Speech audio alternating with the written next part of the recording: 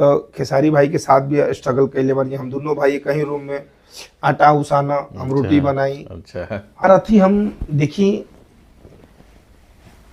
हमारी के शेक्सपियर हमनी के कहल जानी भिखारी ठाकुर जी, स्वर्गीय भिखारी ठाकुर जी, वहाँ के सिंगर ना रहती तो हमार मन रहे कि कुश्ती लड़े खातिर। अच्छा, पहलवान। पहलवान बम्बई गई नहीं, बम्बई अभी 15 साल से बानी हम।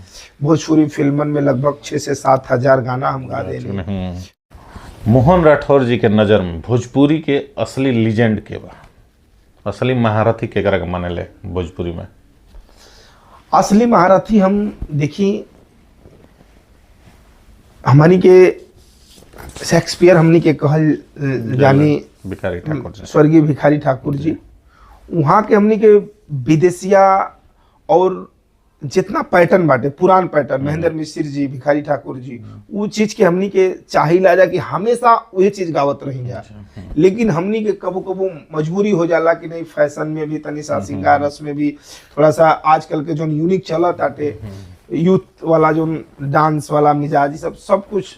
हालांकि हम तो हर जॉनर के गाना हम गाइला, हम हर जॉनर के गाना गाइला, लेकिन हमरा बुझाला कि हम जितना देसी बढ़िया गाइला उतना हमके बड़ा मजा आवेला, देसी में बहुत ही मजा आवेला।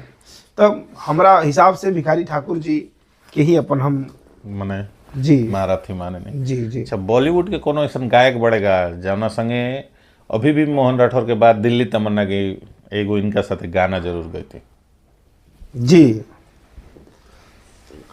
उस समय हम सुनत रही दिलेर मेहंदी जी के। अच्छा, दिलेर मेहंदी। बहुत ही अच्छा उनका पंच हमें बहुत बढ़िया लगता था। उनका जो गायकी का स्टाइल है, जो फोर्स, बड़ा ही प्यारा लगता है दिलेर मेहंदी जी के।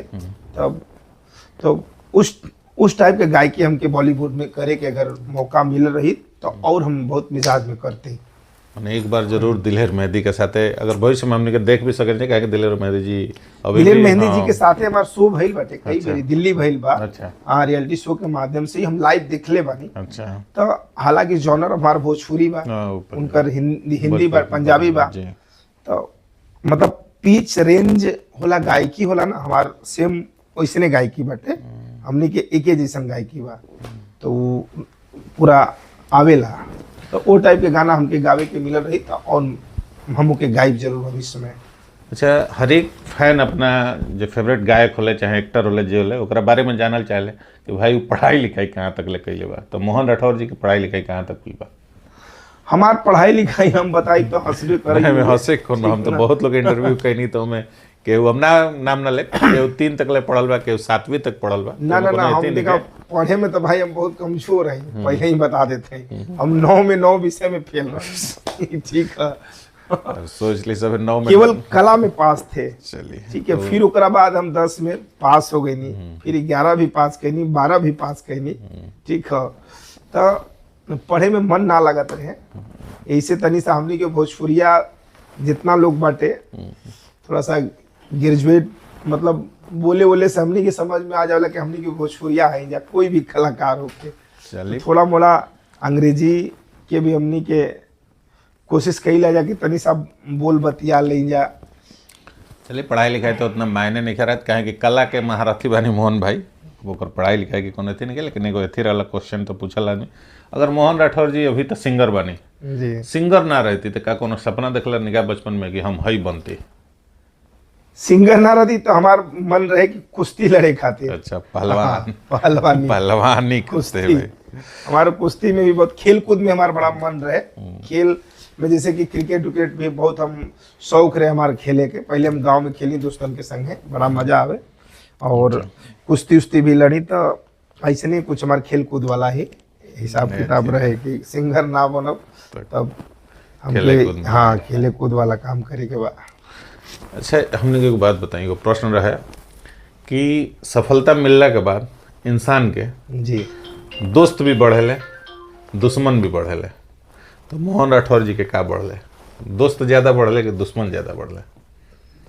नहीं, हमार तो देखिए सफलता के बाद हमके सब लोग बड़ा प्यार कैलस, हम दुश्मन हमार ना बनल कोई। अच्छा, हाँ, ये हम एकदम हमेशा हम कहत रहब, कासे कि जे ना जानत रहे उ जनलस कि नहीं भाई लड़का बहुत गरीबी परिवार से गरीब परिवार से आइल बाटे, तो ओकर भावना और जुड़ गई हमरा से और लोग प्यार करे लगल हमके।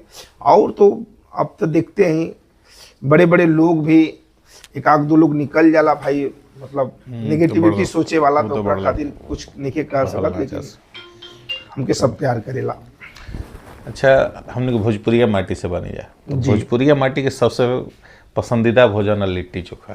तो अभी भी बरकरार बा कि जैसे शहर के अब शहरवासी हो गए बड़ा मोहन भाई, तो पिज्जा बर्गर अदर थिंग ना ना ना, लिट्टी चोखा हमारा फेवरेट बा एकदम। लिट्टी चोखा दाल चावल हमनी के भोजपुरिया खाना भाई, और हमनी के कहीं भी रही ला जा, कोई भी रही दोस्त मित्र, हमनी के सबसे पहले यही कुल खोजी ला जाके चला लिट्टी बन जाओ, चोखा बन जाओ, हरी बन जाओ, दाल भात भुजिया बन जाओ, यही कुल खाए के मन करेला।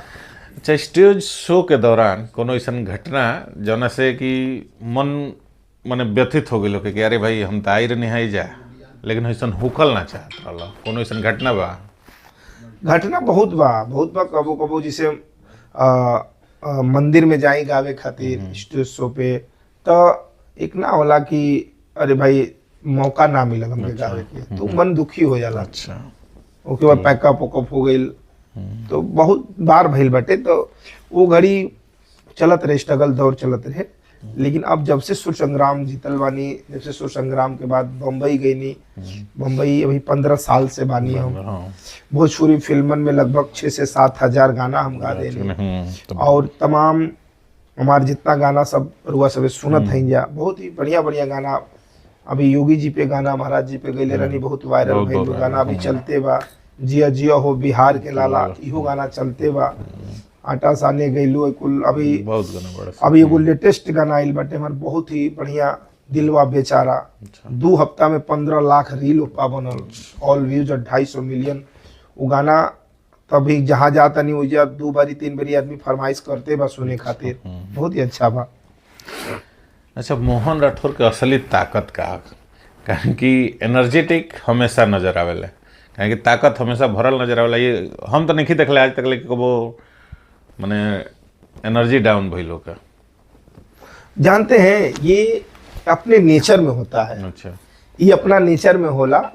जब हम सुर संग्राम में भी रही, तो मंच पे जाई तो सब ऐसे ही घूमत रही फकड़न नियर एकदम, कुल कहाँ से कि मतलब सब सोचे कि अरे का गई करी। लेकिन हम जब फाइनल टेक करीला जब ना, तो पता नहीं का हमरे अंदर एगो शक्ति माई के मिलल बटे। फाइनल टेक हम कितनो कुछो रही तो हम के गड़बड़ ना होकल देना चाहिला। फाइनल टेक हम चाहिला कि एकदम मतलब एक अच्छा होके, और एकदम उहे करत आइल बनी हम, उहे करत आइल बनी हम, उहे अभी बरकरार भी बा। हाँ, तो एनर्जी मतलब हम अपने अंदर अपने गीत संगीत के प्रति एक अलग रखीला कि हमके माइक मिलल तो हमके अब हम कोई के ना देखीला कि हम भाई हमारे आगे हवन का हवन, सीनियर हवन, जूनियर हवन। पहले अपने गायकी को हम अपने सीनियरता दिखाते कि नहीं हमारा गायकी ना बिगड़े, हमारा मतलब परफॉर्म ना बिगड़े। अच्छा, कोनो ऐसा गाना बका जन की मोहन राठौर सोचले हो कि काशी गाना हम गईले रहते? गाना तो बहुत चीज भाई, देखिए गाना अब गाने तो बहुत भोजपुरी में देखी, जैसे कि अब ये गाना बा, जैसे पवन सिंह भैया का गाना बा जो झूठी खाई थी कसम जो निभाई नहीं, ये गाना मेरे भी फ्लेवर का है। अच्छा, हाँ, ये गाना मेरे फ्लेवर का भी है। ये गाना, इस गाने को भी मैं मतलब गाता, बहुत अच्छा गाता। हाँ, अगर मिलता तो। अच्छा, अब भाई जिसकी किस्मत में जो रहेगा वही मिलेगा। तो इस टाइप का फ्लेवर मुझे पसंद है, अच्छा लगता है। तो ये गाना मने हाँ मिला रहे तो जरूर कि हम मोहन भाई गईले रहे। पवन सिंह की खेसारी यादव, दोनों सुपरस्टार में केकर सबसे ज्यादा स्टाइल मने अच्छा लगला? स्टाइल देखिए, हमके स्टाइल तो गायकी पवन सिंह भैया के अच्छा ही तो सब जानेला भाई, वो सीनियर है, उनको सुन के ही हम लोग आज यहाँ पे मतलब गाते हैं, नो डाउट। और कासे की शुरुआत स्ट्रगल दौर में जब हमनी के छोट रही जा, तो हमनी के बहुत सारा गाना इनकर गाई जा, और सुर संग्राम में भी पवन भैया गाना गैले बानी। खेसारी भाई के स्टाइल हमके अच्छा लागेला, तो खेसारी भाई के साथ भी स्ट्रगल कैले बानी। हम दोनों भाई कहीं रूम में आटा उसाना, हम रोटी बनाई, अच्छा हम रोटी बनाई, हूँ आटा साना, इस टाइप का मतलब लाइफ क्रिएट कैले बानी जा दिल्ली में। अच्छा, तो उधर हम सुर संग्राम में चल गए नी, हरी अपन ही अलग दुनिया स्थापित सैया अरब गए ना कर देने, दोनों भाई अलग अलग अपने रास्ते पे फिट हो गए नी जा। अच्छा, आवे वाला समय में जौन आवे वाला आगे जौन भी साल 2 साल 4-5 साल बा, तो मोहन राठौर जी के कोनो एगो सपना बा का कि भाई इतना समय में हमरा एगो ऐसा चीज स्थापित करे के बा जौन से एगो और नया मिसाल पेश होके कि हाँ भाई मोहन राठौर है कैले। सही कह रहे हैं आप, ये हमारे दिल में एक मतलब एक विश्वास का ये बना है कि नहीं, आने वाला 1 साल 2 साल के अंदर ही कुछ बड़ा होगा, और बड़ा हमारे गायकी के प्रति हमारे ऑडियंस का प्यार जो होगा उसके प्रति मतलब बहुत ही बड़ा हुई। मतलब ये हमरे अंदर मतलब एगो विश्वास बा, और खासे कि अभी बहुत ही अच्छा प्यार आशीर्वाद मिल रहा बा सब लोगन के। और गायकी हम मतलब हर जॉनर का गाना गा लेते हैं ना, और बॉलीवुड में भी कोई गाना अगर किसी टाइप का मिल गया मेरे रेंज का, मेरे स्टाइल का, तो उसको तो मैं अच्छे से निभा ले जाऊंगा।